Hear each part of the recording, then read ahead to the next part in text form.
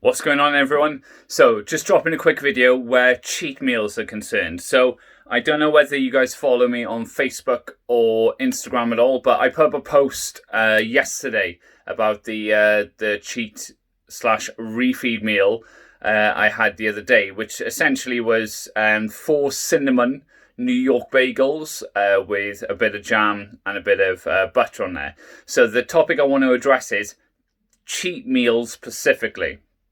So where the terminology cheat meal comes from, I feel it's a very negative term. I don't feel like you should view something that you should enjoy and take pleasure in as something cheating or negative to your day-to-day daily behavior.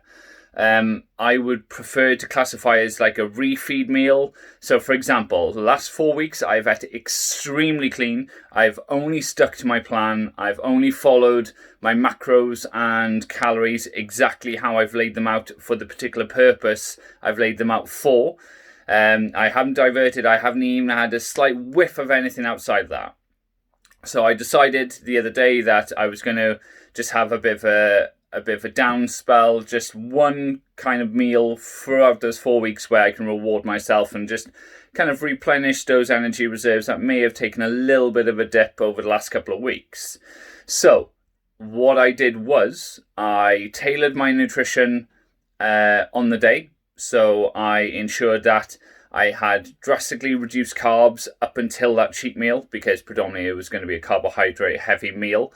And I also recalibrated my calories just for that day. So the calories that were included in that refeed cheat meal, instead of being 1,680 over if I just continued to eat my normal meals, I retailored it so then that cheat meal was only putting me 350 calories over my normal daily amount. So nothing too drastic, nothing too major. Still has a good benefit in terms of the replenishment and the slightly higher calories for that day, but nothing too excessive.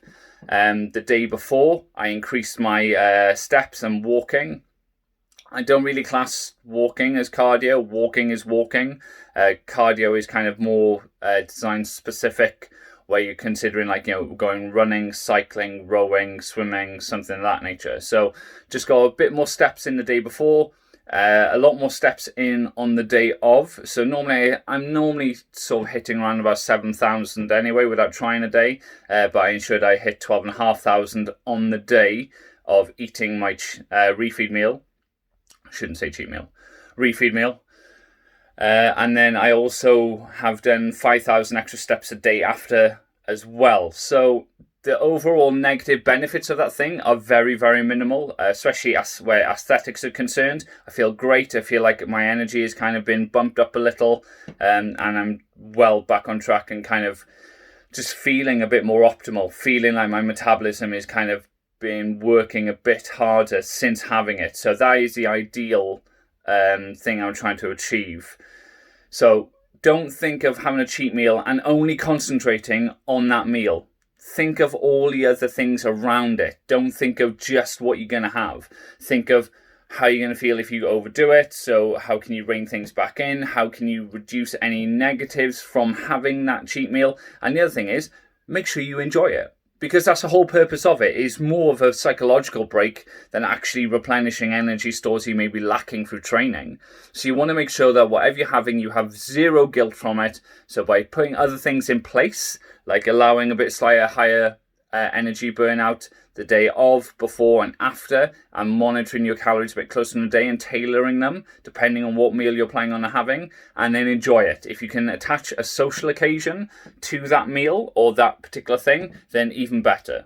So I hope this kind of breaks things down a little bit more simpler for you guys. And remember, you don't have to follow the kind of online statistical bodybuilding method of just eating a fucking ton of shit. It's just not going to get you anywhere. You're going to feel bloated. You're going to feel sluggish. Your performance isn't going to be on your best game. And you're just going to have all this guilt and regret after eating it. So what's the point of having it?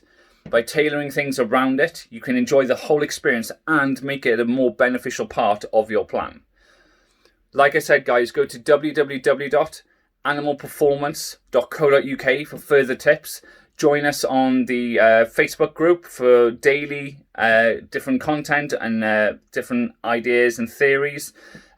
Please hit the subscribe button on this YouTube channel, as all your support really does help, guys. And the more information we get out there, the more honest information we get out there, the more accountable people will be held, and the better journeys and the more progress people are going to make. So hope to see you soon. If there's any topics you'd like me to address in the future, please drop me a message in the comment section, or you can message me directly through the website. Hope to see you soon, guys.